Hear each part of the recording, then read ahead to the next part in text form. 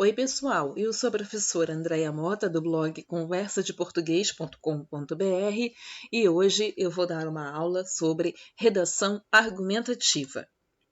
O que eu separei para essa nossa aula? Eu quero falar sobre os mitos sobre a redação, a matriz de referência para o Enem, o que são competências e habilidades, compreensão do enunciado da prova, a estrutura da redação, principalmente no que diz respeito ao que é um texto dissertativo argumentativo e eu sei que esta deve ser a sua principal dúvida. Primeiro ponto, os mitos sobre as redações. Muita coisa se fala por aí a respeito das redações nos exames vestibulares e nos concursos públicos, porém, nem tudo do que dizem é verdade. O mito número 1 que eu separei para nós é o uso da letra de forma. Os meus alunos sempre me perguntam se é verdade que existe essa proibição e eu digo não. No caso específico do Exame Nacional do Ensino Médio, vamos dar uma olhada na capa da prova. Na tela, nós temos um print da capa do Enem aplicado em 2018. Vejam o que aparece lá. Transcreva no espaço apropriado do seu cartão resposta com sua caligrafia usual, considerando as letras maiúsculas e minúsculas a seguinte frase. Repare que não faz o menor sentido uma proibição sobre um tipo determinado de letra. A questão aqui é o bom senso. Quanto custa um curso de caligrafia? Será que todo mundo que usa letra de forma teria dinheiro para pagar um curso de caligrafia que, inclusive, é até mais caro do que a inscrição do próprio exame? Então, reparem que, olha o que diz aqui. Use sua caligrafia usual. Gente, eu tenho mais de 20 anos de magistério em língua portuguesa. Eu nunca vi esse tipo de proibição em edital algum. O edital do Enem não aparece esse tipo de proibição. Nunca apareceu, nem mesmo no primeiro, que é de 1998. Então, tome muito cuidado com as informações que circulam por aí. Reparem, eu coloquei ali uma frase totalmente em letra de forma, né? O que a gente diz caixa alta. Repare, eu não tenho ali nada que faça distinção de maiúsculas e minúsculas conforme aparece lá na capa, como aparece no edital. Essa é a única observação. Você vai usar a sua letra habitual, fazendo distinção das maiúsculas e minúsculas. O que aconteceu aqui? Eu tenho toda uma frase em letra de forma, porém, as iniciais que deveriam estar maiúsculas estão todas do mesmo tamanho. Então, reparem que Brasília e Brasil, que são as únicas palavras nesta frase que deveriam ser escritas com inicial maiúscula, estão todas do mesmo tamanho. Qual é a minha dica para você que usa letra de forma? Faça a inicial maiúscula um pouquinho maior do que as demais. Qual é o problema de você fazer letra de forma? Problema nenhum. O problema é você não fazer a distinção entre as maiúsculas e minúsculas, porque este seria um equívoco de ortografia. Ortografia é avaliada na competência 1, que é o domínio da modalidade escrita formal da língua portuguesa. Então, aqui sim você perderia ponto. Não existe isso de tirou 0 porque escreveu a prova toda em letra de forma. Não. O que existe é que você vai perder alguns pontos na competência 1. Mito 2. Eu tenho que escrever 4 parágrafos? A minha resposta é objetiva. Não. Você não tem que escrever 4 parágrafos. Você pode escrever 4, 5, 6. O que você tem que se lembrar é, você tem apenas 30 linhas para escrever o seu texto dissertativo argumentativo. O parágrafo perfeito tem 6 a 8 linhas? Também não. Do ponto de vista dos estudos de linguagem, o parágrafo perfeito tem coesão e coerência, e eu falarei sobre isso em uma outra aula. Mito 4. A redação nota 1000 é uma redação sem erros? Não, isto não é verdade. É importante que você, candidato, olhe o manual de redação do Enem dos anos anteriores. Há uma coletânea de redações nota 1000 em cada um deles, com as observações do INEP e observações estas que contém, em alguns casos, os pequenos desvios gramaticais cometidos pelos candidatos que obtiveram nota 1000. O que acontece é que, às vezes, a quantidade de desvios é tão pequena que não vale a pena penalizar o candidato por conta disso. Repare, eu separei para você um pequeno trecho de uma redação que consta do Manual de Redação do Enem 2018. Eu fiz um print da página para você ler aí um pouco dessa redação e observar o que há de erro, e eu vou mostrar para você onde foi o candidato errou. Repare, nesse trechinho, o Ministério da Saúde deve disponibilizar profissionais como psicólogos que deem o apoio e o estímulo. O erro que o candidato cometeu foi ali na acentuação gráfica. Qual é o problema da acentuação gráfica ali?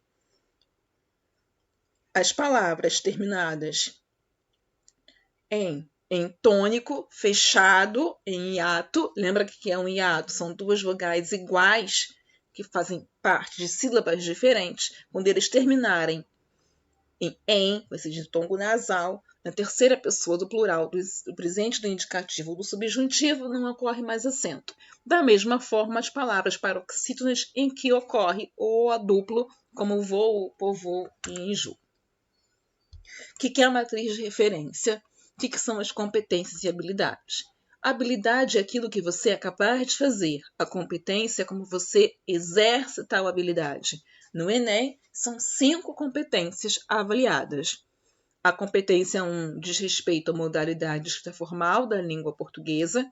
A competência 2 é se você compreendeu o que foi solicitado no tema. Competência 3 e competência 4 dizem respeito especificamente à construção da sua argumentação. E a competência 5 é a elaboração da proposta de intervenção ao problema que você identificou lá no início. Vamos ver, então, o que é o texto dissertativo argumentativo? Olha o que diz aí a proposta do Enem 2017. Eu coloquei ele em 2018, mas é 2017. Redija um texto dissertativo argumentativo na modalidade de escrita formal da língua portuguesa sobre o tema Desafios para a Educação de Surdos no Brasil. O que afinal de contas, é dissertar e o que é argumentar? Dissertar é quando você fala sobre um determinado assunto, você expõe isso de uma maneira metódica. O que é a argumentação? Você vai defender a sua opinião sobre aquele tema. Então, dissertar é expor um assunto e argumentar é organizar os argumentos para defender a sua opinião.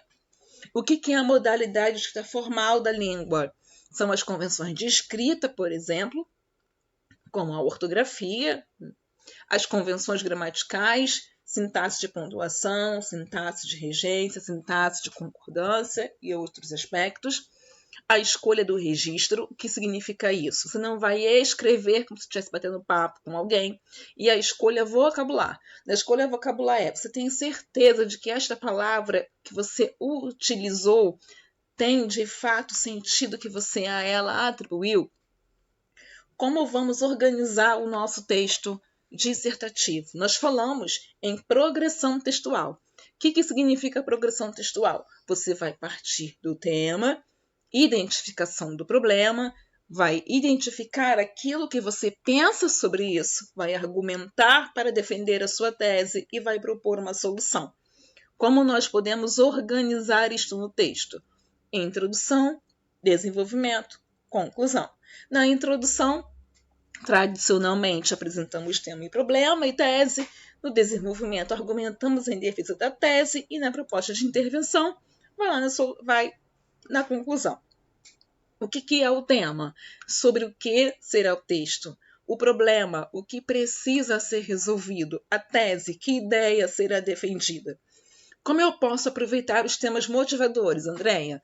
Muito simples. Leia atentamente o tema proposto, leia os textos motivadores, identifique palavras-chave e defina um projeto de texto que parta do seu ponto de vista e de uma proposta de intervenção ao problema que você identificou. Como é que eu posso elaborar a minha introdução? Repare, eu peguei aqui um trecho de uma redação do Enem sobre o tema da educação de surdos. A pessoa fez uma alusão histórica. Na antiga Esparta, crianças com deficiência eram assassinadas, pois não poderiam ser guerreiras, profissão mais valorizada.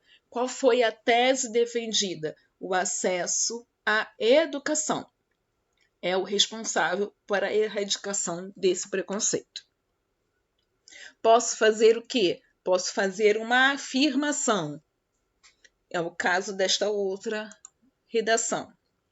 Como é que eu posso montar os meus argumentos? Citações de exemplo, alusões históricas, como vimos lá na introdução, pesquisas e dados comprováveis. Não se preocupe, a redação do Enem é composta por 4 textos motivadores e, tradicionalmente, um deles são dados estatísticos. Comparações entre fatos, situações, épocas, lugares. O que significa a proposta de intervenção? O que pode ser feito para resolver o problema, quem vai executar, como viabilizar e que efeito ela pode alcançar. Na redação de candidato no exame de 2017, que aparece no manual de candidato em 2018, a pessoa apresenta a seguinte proposta de intervenção. As escolas devem promover assistência a esses deficientes por meio da disponibilização de voluntários que dominem a linguagem de Libras, principal forma de comunicação da população surda, com o objetivo de inserir as pessoas com esta deficiência em salas de aula. A mídia deve mostrar, com exemplos, a igualdade que deve prevalecer no ambiente escolar, acabando com o preconceito e com o bullying. Com essas medidas, a eugenia social será minimizada e os deficientes auditivos serão incluídos nos processos educacionais. Note que a pessoa apresentou 3 agentes: escola, mídia e governo. A redação nota 0 é aquela que foge totalmente ao tema, não escreveu dissertação argumentativa. Eu sou a professora Andréia Mota, do blog Conversa de Português. Eu espero você lá no blog e espero você aqui no canal para a nossa próxima aula.